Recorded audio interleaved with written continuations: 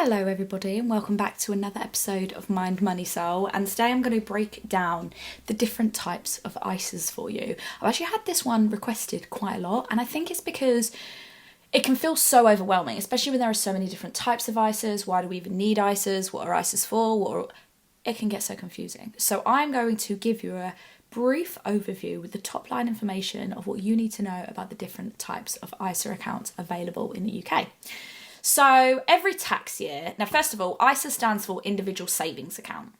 And every tax year, which is April to April, you get a £20,000 ISA limit. This basically means that you can deposit or save up to £20,000 into any ISA accounts without paying any tax on the interest that you make. So you can deposit £20,000 of your own money, your own cash, into any of these types of ISAs, and the profit that you make, the increase, the interest, whatever it is, you are not paying any tax. Big fat slay.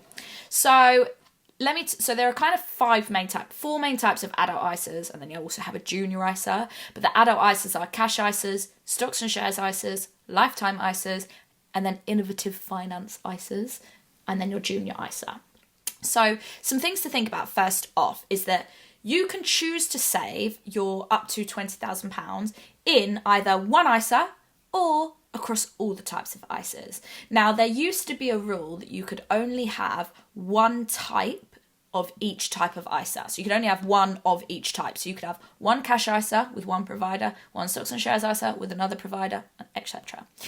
And if you wanted to open another one, you would have to wait till the new tax year, and you could only pay into one type of each ISA per year. So if you had two cash ISAs, for example, with two different providers, because you opened one in 1 year and one in the other year, in any given year, you had to pick which one you're paying into and stick to that. They've scrapped the rule, which is great. You can have as many different types of ISAs with different providers as you want, but the key thing is you just cannot exceed the £20,000 limit of paying money in. Now, obviously, if you have multiple ISAs, the pro is that if you were to open a stocks and shares ISA with a provider and then a couple of months later you change your mind, you no longer have to wait till the following tax year for that to refresh to open a new one. You just open another one and pay into that one with a different provider. The cons is that if you have loads of different types of ISAs, it's a lot harder to keep on track of how much you've paid into each one.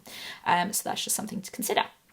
Now, the ISA allowance is when I use the word allowance, I use it interchangeably with the word limit. So ISA allowance, ISA limit, either way, it's the same thing, £20,000. You either use it or you lose it. So your allowance does not roll over to the next year. So if you don't use it in one tax year, the limit resets for the following tax year. So you get £20,000 limit every single tax year, no more, no less.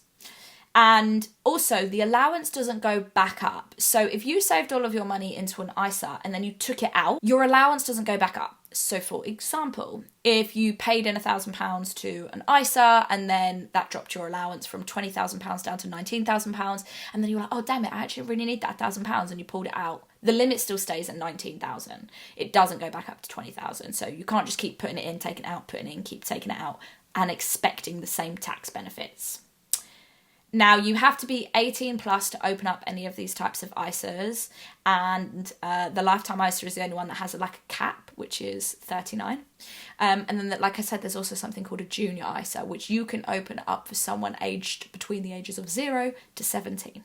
So first of all, let's talk about cash ISAs. Okay, now, in the UK, everyone has something known as a personal savings allowance, a PSA, which is £1,000 of interest for basic rate taxpayers and £500 in interest for higher rate taxpayers.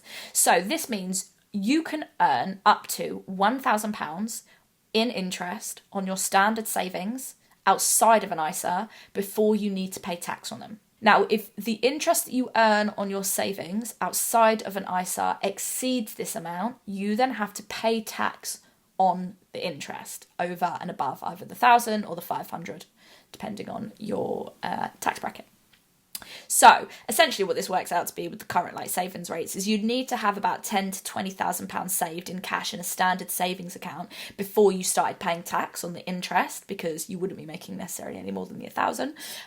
But if you have more than this and it's in a standard savings account, you're going to have to declare it for tax purposes. So this is where a cash ISA can be handy, because like I said, you don't pay any tax on the savings interest. So you have an easy access cash ISA, a notice cash ISA, and then a fixed rate cash ISA. Easy access cash ISAs do what it says on the tin. Do what it says on the tin. Does what it says on the tin. It's easy access. You put your money in, you can take it out, you do what you like with it. Easy peasy. Now a notice cash ISA is where you basically put money in there and it's kind of like locked away, but you have to give it a certain number of days notice to be able to withdraw your cash. And they're basically, these are kind of like a great one if you know that you're gonna need access to the cash at some point but can wait for it, because you usually end up with a little bit of a higher interest. And then you also have fixed rate cash ISAs where the fixed rates are usually higher in interest, so you usually get higher rates of interest than like easy access, but you do have to pay a penalty basically if you want to access the money early. So you might open up a 3-year fixed rate cash ISA at 7%, but if you need to access your cash early, you end up paying a bit of a penalty. So you only want to put money in there that you really know that you're not going to need. Okay, now let's talk about my favourite, stocks and shares ISAs. Now you open up one of these to get the tax benefits when it comes to investing on the stock market. Now your money is always at risk. This is not a savings account. Your money is not just being saved in there. And if you do deposit money into a stocks and shares ISA, but you don't then go and convert that cash into an asset, so you don't go and buy stocks or funds and you just leave it in cash, you get no interest at all, because the account themselves don't offer a percentage, because they are more just, it's more like a gift card. It's the vehicle for you to invest. It is not the place for you to put your money to make interest. You have to then go and turn it into an asset, which is on the stock market. So if you deposit money and you invest it, and then the interest that you make is then tax-free. So first off, you don't, within a stocks and shares ISA, you don't pay capital gains tax. Now capital gains tax is where you pay tax on your capital gains, right? So capital being cash and gains would be like your profit. So any profit that you're making on your money, you would have to pay tax on. Now everybody gets a £3,000 limit in the UK where you can make £3,000 in capital gains and you don't pay any interest. So if you've invested in something at one price and the value of your investment has increased, so therefore, let's just say you bought a stock at £100 and then a year later it was worth £120, you still only own one share in that stock, but your money is now worth 120. You've basically made £20 in capital gains. Well, technically at that point it's unrealized capital gains because you haven't sold it, but when you then sell it and you turn it back into cash and you've got that extra £20 on what you started, then it's capital gains, and that is when you pay tax. But like I say, you only pay tax on the profit that exceeds 3,000 point at the point that you sell. If you are a long-term investor and you want to make the most of your ISA allowance, the stocks and shares ISAs are great because you then make the most of compound interest. So if you're putting your money into a stocks and shares ISA, you're trading that money on the stock market and turning that cash into like stocks and funds, and then your money is growing over the long period. Where you're getting the most benefit from that is the long-term tax benefit, because obviously let's just say you deposit £20,000 and that £20,000 worth of stock goes up in value to £25,000, so you've made £5,000 of capital gains. Technically, if you deposited that, because the allowance is £3,000, you'd have £2,000 you'd have to pay tax on, so that'd be like in 1 year. But now imagine the compound interest, and imagine that £25,000 in 10 years became £100,000, right? All of that extra money from that original £20,000 you put in, so you've made £80,000 interest, you don't pay tax on. Amazing. So stocks and shares ISAs are a really great and tax efficient way when it comes to building wealth for the long term. And then also, if you make dividends, if you receive dividends from your stock portfolio, you also don't have to pay tax on this inside of a stocks and shares ISA. So the dividend allowance in the UK is only £500. It's not a lot. So after you've received £500 of dividends, you then have to pay tax. But if you are receiving the dividends from within your stocks and shares ISA, again, you pay no tax. So yeah, pretty cool if you ask me. So to recap, a stocks and shares ISA is not a savings account. It is an account that you can use to deposit your money into to then be able to invest on the stock market and hold your stocks and your funds. Like I said, it's kind of like I see it's like a gift card. Okay, now let's talk about lifetime ISAs.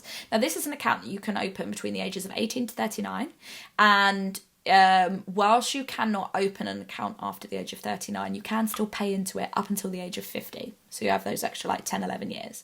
Now there is a deposit limit into a lifetime ISA of £4,000. Okay, so if you max this out, you would still have £16,000 of your ISA allowance left over for the year. Now, the government basically adds a 25% bonus to any money that you add in, obviously up to the £4,000 limit. So if you maxed it out, you put in £4,000, 25% of that is £1,000, so your £4,000 turn into £5,000. We love. Now, this account has some caveats. Two of them are, one, you can only use this money for your retirement or for your first property okay? So if you use it for your first property, the property has to be under £450,000 in value, which obviously, depending on where you live, if you live south, especially near London, chances of you getting that are quite low. And you can use the money for your deposit, which is great. So, and you also have to buy the property at least 12 months after you've made your first payment into the lifetime ISA. So some things to think about. Now, you can use a lifetime ISA with somebody else who also has a lifetime ISA. However, if you're buying with someone else and they've already bought a property, you cannot use this money. It's for first-time buyers only. Or you can also use this for retirement, whereby you just have to be over the age of 60 to access this money. So when you're putting your money into a lifetime ISA, you need to really be confident that you're going to only use it for one of those two things. And the reason why this is important is because if you try and take out your money for anything other than these two reasons, you can do it, but you get charged a 25% penalty on the overall amount. And this eats into the amount that you initially saved. So you actually end up with less than you've started. So if you deposited £4,000 and the government topped up with 25%, which is £1,000, you now have £5,000. But if you wanted to then take out your money and you wanted to deposit the full amount, 25% of 5,000, because you're depositing the full amount, is 1,250. So you would receive back 3,750, which is £250 less than what you deposited. Now, this is basically to deter people from just pointlessly putting in money, taking it out, putting in money, taking it out. So, yeah, if you take it out for anything other than those two reasons, you're going to lose money. And that's why it's important to know the rules. However, obviously, 25% bonus is a great amount of money. Like, that's a lot of money.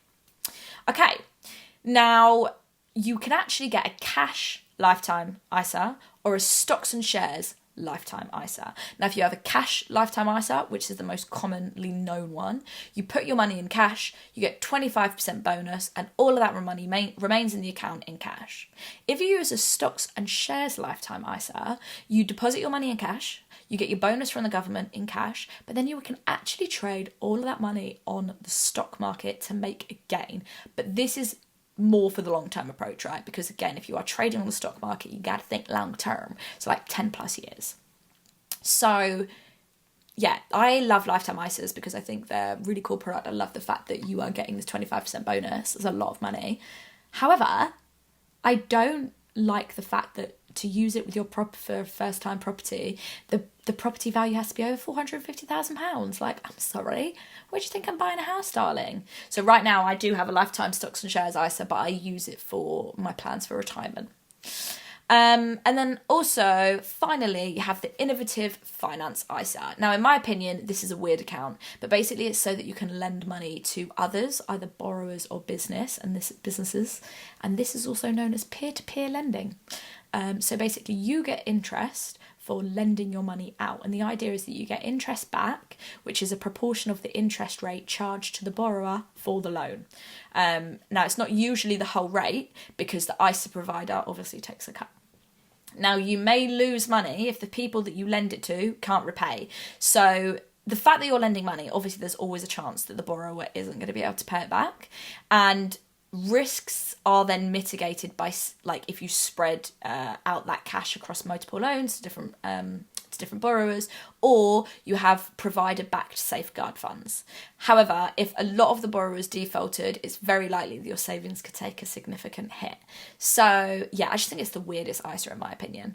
And also it can take a while to get your money back if you want to withdraw. So you often need to wait until other investors are there to buy you out of your loan.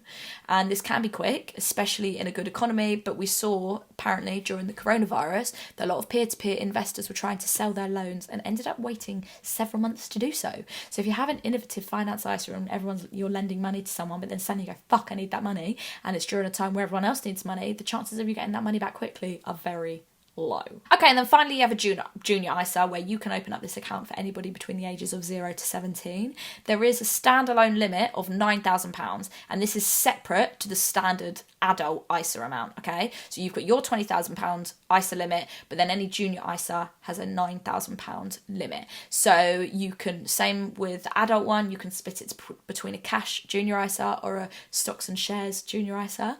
And the children, basically, whoever's account it is, they cannot touch that money until they are 18. The child can take control of it at 16, but they cannot actually touch the cash until 18, at which point it is their cash, it is not yours. So if you open up a junior ISA for someone and you pay into it and you put it in their name, at 18, that money is legally theirs. You cannot keep it, you cannot take it off of them.